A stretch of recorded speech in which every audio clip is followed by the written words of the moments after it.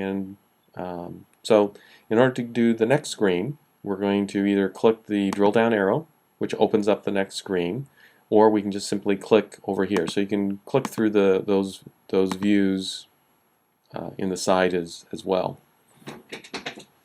Now, we've tried to design this so the first general screen here kind of gives you a snapshot of where you're at in this particular project.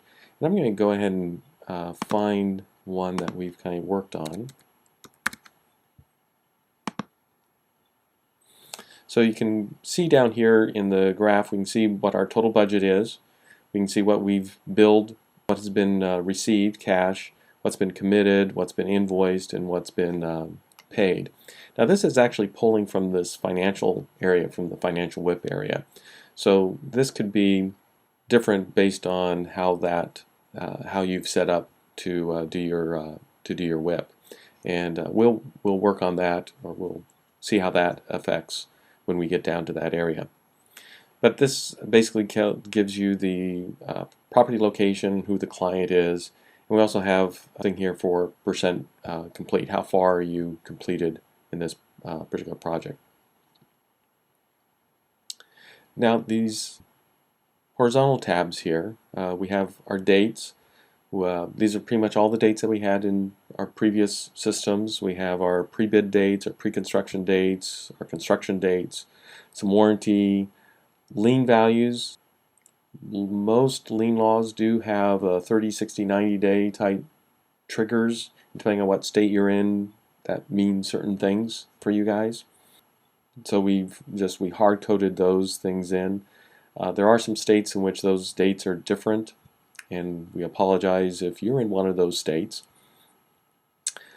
We have the contract and about. So this is supposed to be about this project. So it's and contract information about it. So one thing we have in here is a job property name. So this project that you may be working on may actually have another name. Maybe the client calls it something else. The client, technically on the property is at 123 Main Street, and that might be the normal job name, but the property name of it may be Smith's house, or the building B.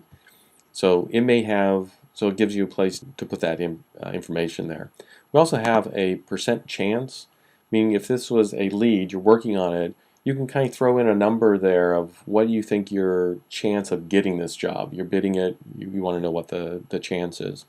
We've also broken down square footages for a project. So again, you kind of have to look at your company process and what you do in your company to determine if you want to use these square footages, or you want to set up your planned quantities to hold specific types of square footages that you want to track, other than possibly these. This is client notes, and so if this client had any client-specific notes, it would show up in this field. And you can also, I think you can even type,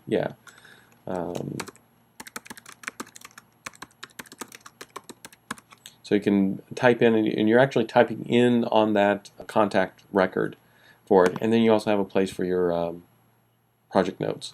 So this kind of helps describe the project. And then we have some basic contract information. For example, the contract amount will get pulled from MAA. We have things, we don't have this set up. The contract type, for example, if it's T&M or lump sum, or maybe the different contract types that you may have. This is where you can put a master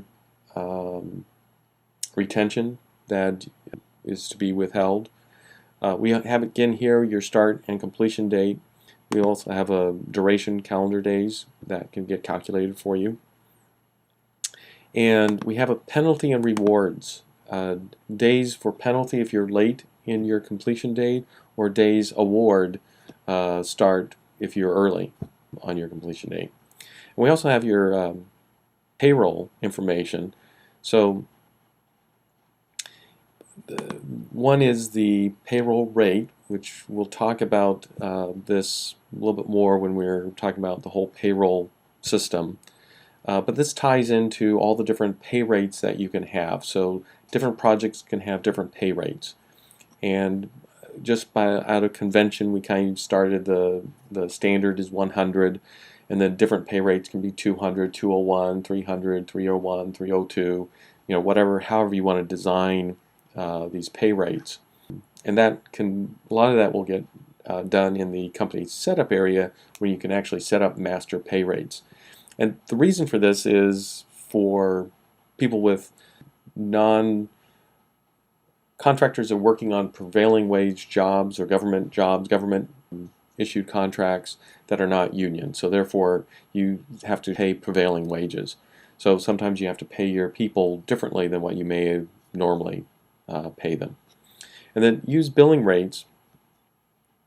This is when you check that if you want when you charge to jobs, you actually want to charge to use the billing rate during the process of charging to jobs rather than the actual calculated rate.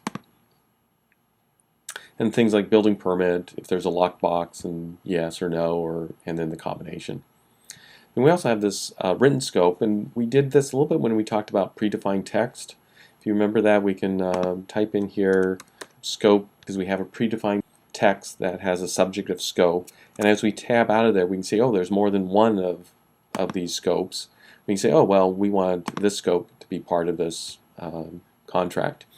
So most general contractors, this scope actually becomes, you wouldn't necessarily use it here, you would actually use it when you build your estimate. You build your individual scopes in your estimate. Specialty contractors would be here to give a narrative of what they're doing on this particular project, and then possibly the detailed scope of work would be down in the estimating area. This field also is in the estimating file, so I'll leave this here as we move along here, so you can see where it is in the estimating side as well. The next tab is report levels, and if you remember, we talked about this in the company setups, where you can set up this elaborate up to 5-tiered report leveling system. Well, this is where you actually can start using it. You can identify, okay, well, this project's on the West Coast. This is part of, well, obviously I don't have it, part of the blue team or red team, something like that, and part of some property manager, and some campus, and some building as a scenario. Of course, you set up what all these titles are, what these levels mean to you in your business, and you can change and modify that. So as you do this, if you change these things, you do have to click this Update Report Levels, because all these things are interrelated and tied together. This kind of puts it all back into sync here for us. The last tab is about job-specific insurance. So the first thing is you can identify, there's kind of two things here. You can identify what player types in the project that needs project-specific insurance.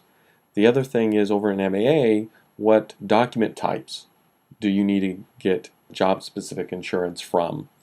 And this field here, the project's insurance requirements, is where you would actually just type in what the requirements are. We also have a flag field to indicate if this is a owner-controlled insurance program.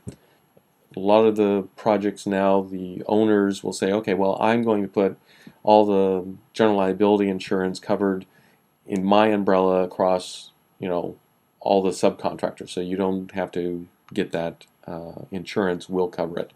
So this is just simply a flag for you to know that, hey, this is a OCIP project for that. So that's a wonderful general tab.